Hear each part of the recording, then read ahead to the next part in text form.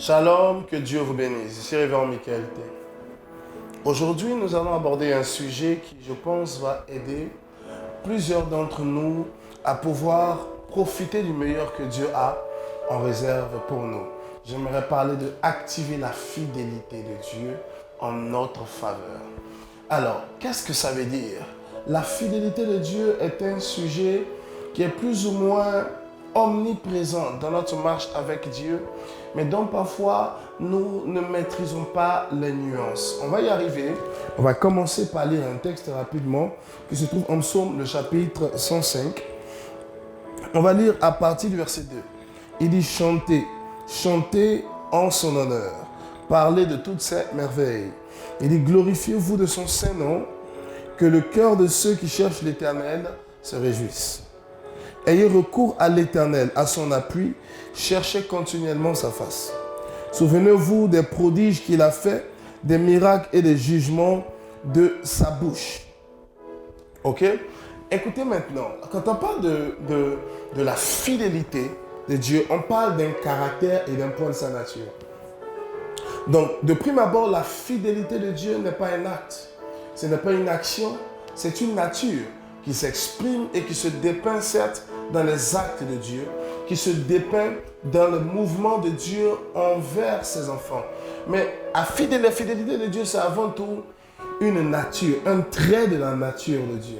La fidélité de Dieu, c'est avant tout un trait de la personnalité de Dieu. Ça veut dire c'est la manière dont il est. Alors être fidèle, qu'est-ce que ça veut dire? Être fidèle, c'est être constant dans ses voies. Être fidèle, c'est être rattaché à ses paroles et à ses engagements.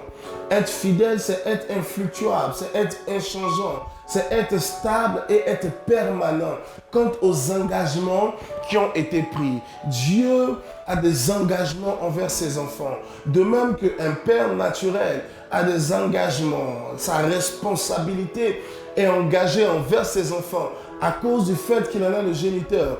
Dieu a des engagements vis-à-vis de nous. Un, pour le fait qu'il nous a créés. Deux, par le fait qu'il nous a rachetés pour lui. Ai-je besoin de vous rappeler l'œuvre de la croix à partir de laquelle Dieu vient mourir pour nous au travers de son Fils Jésus afin de nous donner le salut? Qu'est-ce qui emmène cette action? C'est sa fidélité. Donc tous les autres traits de la nature de Dieu sont établis dans le trait de la fidélité de Dieu. Dieu est amour, mais il est fidèle dans son amour. Dieu est bon, il est fidèle dans sa bonté. Dieu guérit, il est fidèle dans sa capacité à guérir. Toutes les autres qualifications de la nature de Dieu sont tous rattachées ou alors exprimées dans le trait de la fidélité. Ça veut dire qu'il ne change pas dans sa manière d'être. Il ne change pas dans sa manière d'opérer. Tout ce qu'il fait, il le fait de manière fidèle. Tout ce qu'il est, il l'est de manière fidèle. Pourquoi est-ce qu'il est important pour nous de comprendre cela? Parce que les pressions et les oppressions de la vie nous amènent parfois à douter. Si ce n'est pas douter, c'est parfois à avoir de l'hésitation dans notre cœur quant à la fidélité de Dieu, quant à sa capacité continuelle de tenir ses engagements. Les réalités peuvent changer. Elles peuvent ne pas aller dans le sens que nous espérons dans le moment précis. Mais cependant, les réalités ne changent rien en la fidélité de Dieu. Même quand nous ne sommes pas encore en train de le sentir dans tel ou tel aspect. Quand nous ne sommes pas encore en train de l'expérimenter comme nous l'aurons souhaité dans tel ou tel domaine, nous devons cependant garder la conscience et la compréhension qu'il est fidèle. Il est fidèle avant d'agir. Il est fidèle pas parce que tu as un problème et que tu l'as vu agir. Il est fidèle par nature. Alors même quand tu ne vois pas encore, ton cœur doit comprendre et confesser et garder l'assurance qu'il reste fidèle. Sa fidélité ne s'exprime pas nécessairement par les méthodes dans lesquelles nous l'attendions ou que nous l'espérions, mais la fidélité de Dieu viendra pour être confirmée dans notre vie par rapport à la finalité des événements et des épisodes. Vous prendrez la vie de Job, qui est passé par des épisodes de la vie extrêmement difficiles, où à un moment donné il est passé par des murmures, où à un moment donné il est passé par des plaintes, Mais quand vous voyez la finalité de l'histoire de Job, vous vous rendez compte que ce même Job sera en train de dire, je sais que mon Rédempteur est vivant, il se lèvera le dernier, il parlera en ma faveur. Et voici la fin, c'est que l'homme est restauré, l'homme est rétabli dans une gloire et même supérieure à celle qu'il a connue préalablement. Vous verrez David confronté à Goliath 40 jours. Goliath avait eu l'avantage. Pendant 40 jours, il était inébranlable. Personne ne pouvait confronter cette montagne qui était représentée par Goliath. Puis David arrive. Il semble parti défavorisé dans ce combat face à cette montagne de muscles. Mais il dira ceci, tu viens contre moi avec la lance et le javelot, mais je viens contre toi au nom de l'Éternel. La qualité de ces hommes, en dépit des moments de doute, c'est de reprendre la conscience que je peux être en train de vivre une réalité difficile, mais ma réalité ne change pas la nature de Dieu. Il reste fidèle. Alors je ne veux pas focaliser ma foi sur les événements, mais sur la nature. Notre foi ne repose pas sur les œuvres de Dieu. Notre foi repose d'abord sur la nature de Dieu. Vous verrez que ma Bible dit que la foi vient de ce qu'on entend et ce qu'on entend qui vient de la parole. Mais Dieu est la parole. Il est sa parole. Jean, le chapitre 1 nous dira au commencement était la parole était avec Dieu, la parole était Dieu. Toutes choses ont été faites par elle. Et rien de ce qui a été fait n'a été fait sans elle. Donc, il y a une assimilation entre Dieu et sa parole. Ils ne sont pas dissociables. Donc, si notre foi vient de ce qu'on entend, et ce qu'on entend qui vient de la parole de Dieu, ça veut dire que notre foi vient de Dieu, de sa nature et de son essence. Donc, il est fidèle, même si tu n'as pas encore vu. Il est fidèle, même si ta situation n'a pas encore changé. Il est fidèle, même si tu continues de prouver le mal et la douleur dans ton corps, il est fidèle. Même si tes poches ne sont pas encore remplies des ressources que tu espères, il est fidèle. Il demeure fidèle. Et lorsqu'en dépit des douleurs, en dépit des pressions, en dépit des découragements, tu arrives à dire, Père, je souffre, Père, parfois mon âme est affectée, mais je sais que tu es fidèle. Qu'est-ce que tu fais? Tu commences à activer la fidélité. Tu commences à activer sa fidélité. Ça veut dire que tu commences à précipiter ce trait de sa nature en ton égard. Ça me fait penser à David. Pardon, pas à David. Ça me fait penser à Paul et Silas dans la prison après avoir été fouettés injustement, condamnés, jetés en prison. Et ma Bible dit vers le milieu de la nuit, ils commencèrent, Paul et Silas, à chanter les merveilles de Dieu. Qui chante lorsqu'il est en train de souffrir? Qui peut louer Dieu lorsque son dos est endolori par les coups de fouet qui lui ont lacéré la chair? Qui peut commencer à célébrer Dieu au milieu de la nuit lorsque l'oppression et la dépression viennent dans notre esprit pour dire que tu as été abandonné par Dieu? Il t'a emmené prêcher dans cette ville et voici le sort auquel tu es confronté. Et il n'a pas intervenu. Si Dieu était avec toi, pourquoi il ne t'a pas sauvé? Si Dieu est puissant, pourquoi est-ce qu'il n'a pas intervenu? Pour ne pas qu'on te fouette, pour ne pas qu'on te jette injustement en prison. Autant de pensées qui fragilisent notre assurance et notre foi et qui nous amènent dans le gémissement et qui nous amènent dans le murmure. Autant d'attitudes qui repoussent la visibilité de la fidélité de Dieu dans notre environnement et dans notre réalité. Alors, quels sont les points? Quelles sont les attitudes qui me permettront de vivre ou d'activer, de provoquer, d'accélérer la fidélité de Dieu à mon égard? Numéro 1, peu importe la pénibilité de la condition, crois qu'il est fidèle. Parce qu'il n'est pas fidèle par rapport à ce qu'il fait. Il est fidèle par rapport à ce qu'il est. Garde ton assurance. Je ne comprends pas comment je vais m'en sortir. Je ne comprends pas qu'est-ce que Dieu est en train de prévoir au travers de cette réalité. Je ne comprends pas qu'est-ce que ça va produire au bout du compte. Mais je sais qu'il est fidèle. Je crois qu'il est fidèle. C'est garder sa foi en sa personne, en sa nature et non dans les réalités. Parce que je vous ai dit, le fondement de notre foi, c'est Christ. Le fondement de notre foi, c'est lui. C'est sa nature. Ce n'est pas d'abord ses œuvres. Les œuvres sont les conséquences de sa nature. Ses opérations sont les conséquences de qui il est. Alors si ses œuvres ne sont pas encore visibles, ça ne change pas qui il est. Mais quand on continue de croire et de nous placer fidèlement et constamment en qui il est, on va finir par produire la capacité rattachée à sa nature et à sa personnalité. Frère, sœur, peu importe ce que tu vis, peu importe combien de temps ça dure, dis avec moi, je sais que mon Rédempteur est vivant.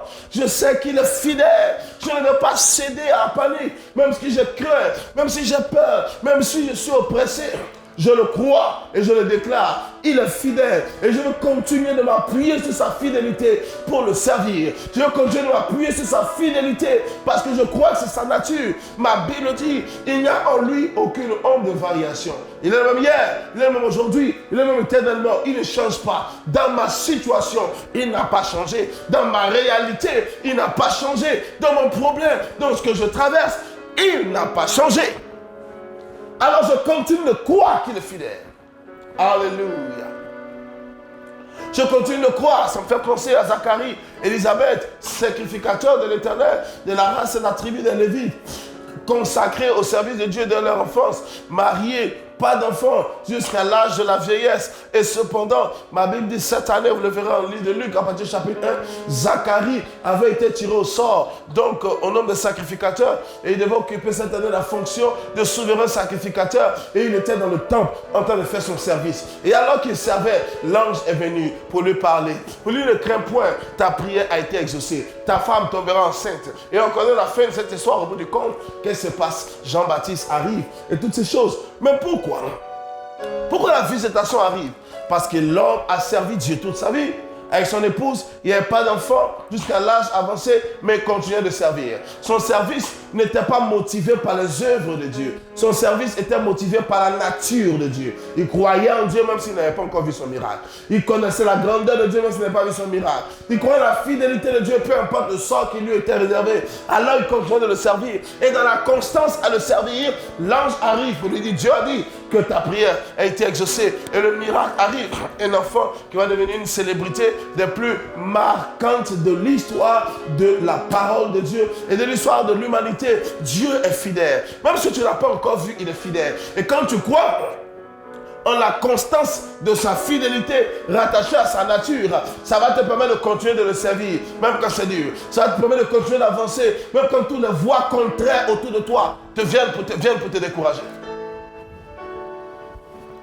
Quand tu comprends cela, tu n'arrêteras pas. Et quand tu n'arrêtes pas, tu rapproches l'opération de sa fidélité en ton égard. Parce que Dieu est fidèle vis-à-vis de toi par rapport au plan qu'il a établi. Même pas par rapport à tes gémissements, même pas par rapport à tes pleurs. Il dira en Jérémie, je connais les projets que j'ai formés pour vous. Projets de paix et non de malheur, afin de vous donner un avenir et de l'espérance. Son projet est conçu avant que tu ne naisses. Et parce qu'il a établi ce projet avant même l'âge de ta maturité, il ne renoncera pas à son projet pour toi. Il demeurera fidèle. Et ceux qui sont autour de toi pour t'oppresser et pour t'opprimer finiront par reconnaître que ton Dieu est fidèle. Daniel a été jeté dans la fosse au lion. Dieu n'a pas empêché qu'il soit jeté, mais la fidélité de Dieu l'a gardé même dans la fosse au lion. Et le matin, quand il est venu, il dit, roi, vis éternellement. Le Dieu que je sers a été fidèle. Il a fermé la gueule des lions. Dieu est fidèle et il sera fidèle pour toi. Garde ta foi en la nature de sa fidélité. Et deuxièmement, continue de le servir.